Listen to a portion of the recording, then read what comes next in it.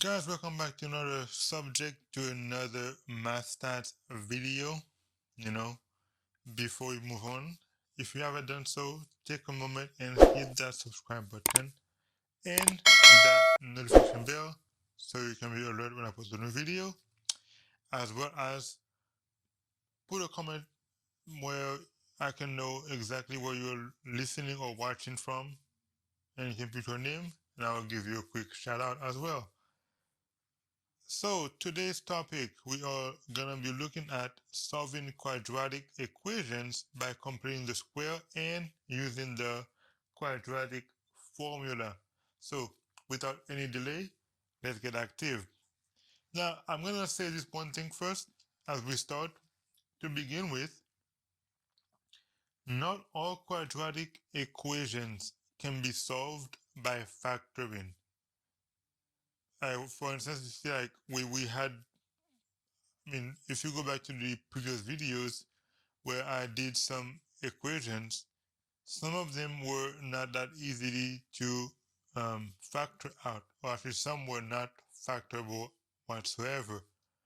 But but any quadratic equation can be solved by completing the square. What does that mean? Basically, it means that if you have any you know what, let me just do some example right here so you guys can actually understand what I'm saying, or what already is written. Let's say we have something as follow: x squared plus, you know what, let me just see. I'm gonna take some random number, you know, x squared minus let's say 2x minus 3 equals 0. So you would try to understand, well, what number you multiply by itself or by a number, and then you get 3, and what number you add, you get 2. You probably say, okay, 3 and 1, and negative 3 and positive 1. That could work. But let's say instead of having 3, uh, instead of having 3, I put this right here, 5. Well, now, what number, when you actually multiply to get by a number to give you 5, and when you add them together, it gives you 2? Well, you're not going to find that. This is where adding or completing the square comes. What it means is, what you're going to do is you're going to disregard the 5, so you're going to add 5 on both sides, right? So in that case, you are disregarding the 5. So you're going to say, it's going to be like x squared minus 2x equal to 5. Well, now, you already know what number, if you add together, get 2, and when you multiply them together, might give you a square or a number that you can actually get after you multiply them.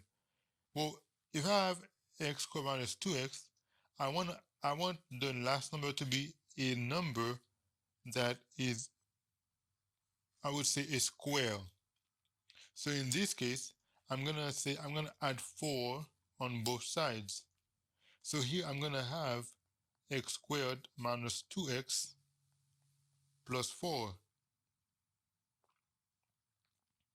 All right?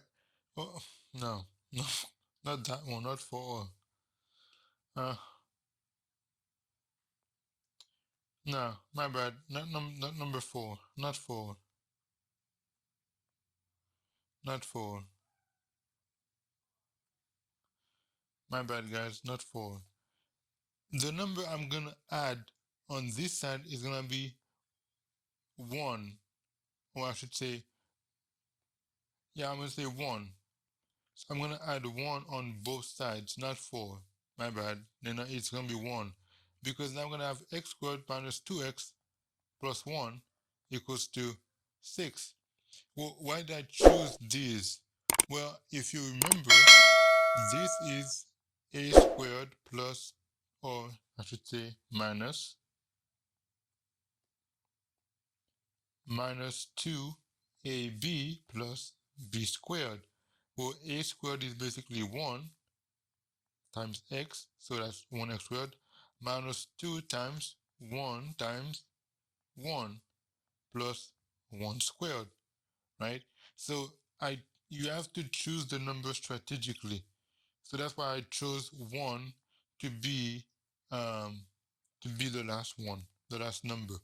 So that's how you actually do the completing the square. So what basically it says is add to each side of the equation the term that completes the square. So what I just did right here was I added a number, which is number 1, that completes the square. The next thing we're going to look at in that area, so those are actually things that we have to actually know how to complete squares. We're going to look at the general formula. Now, the general formula of any quadratic equation is also called quadratic formula, and it's basically derived from the quadratic equation. All right. So, what is the formula for the quadratic equation? It is right here on the screen. It is basically looking at the equation, which is ax squared plus bx plus c equal to 0, where a is different than 0. So basically the formula is x equals to negative b plus or minus the square root of b squared minus 4a over all of them over 2a. The reason why it's equal to plus or minus square root is because when you take the square root of any number, it always comes out to two numbers, either a positive or a negative.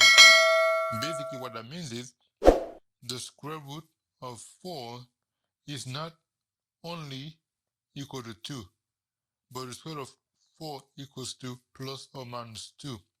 Because if I take positive 2 and I square it, I get 4. If I take negative 2 and I square it, I also get 4. So the square root of any number is plus or minus that number basically, or the square root of it is plus or minus the square root of that number. So this is the quadratic formula. Last thing, talking about discriminant. Uh, don't take it as discrimination, it's discriminant, all right? So basically, in a quadratic formula, the quantity b squared minus 4ac, which is the number that we saw under the square root in that quadratic in the quadratic formula, it is called the discriminant. Why is it called that? Well, so basically, when a, b, and c are real numbers, the discriminant determines whether a quadratic equation will have a double root, two real number solutions that are not equal, or two complex number solutions. So basically, it helps you see whether you're gonna have the same answer or the same. We looked at double root, which is when you have the same square root, right? For instance, here when I had this one right here, when I had that that that would be x minus 1 squared, that would have x equal to 1. That would be a double root right here, because it's gonna go only one way.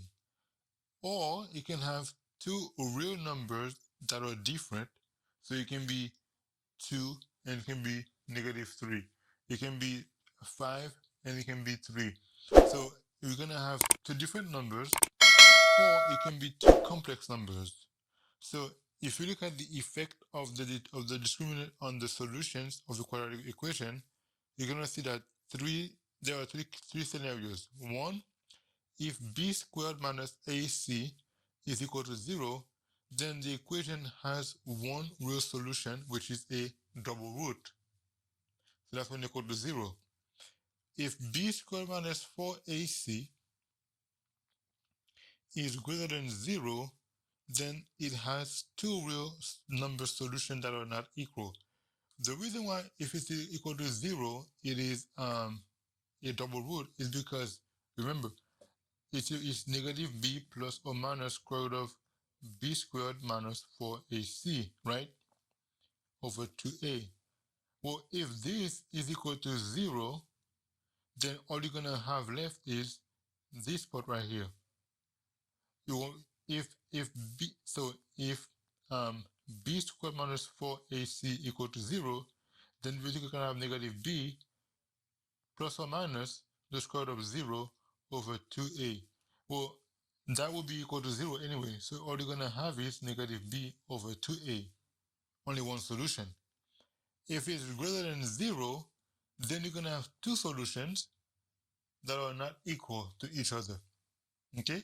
And if b squared minus 4ac is less than 0, then it is going to be two solutions, but that are complex numbers, because you're going to have a negative number under the square root. So these are the things that you have to be mindful of when you're doing quadratic equation. So this is this part where now we're gonna do some exercises. Not right now. In the next video, we're gonna start doing some exercises. I might do like 2-part video or maybe 1 part, depending on how quick I get them done. But most likely I'm gonna do a part 2 for the next one, and a part 3 for the second set of exercise. So guys, if you like this video, give it a thumbs up. Don't forget to hit that subscribe button and check out my other channels as well. This is my stats. I hope to see you guys again. Until then, my stats out.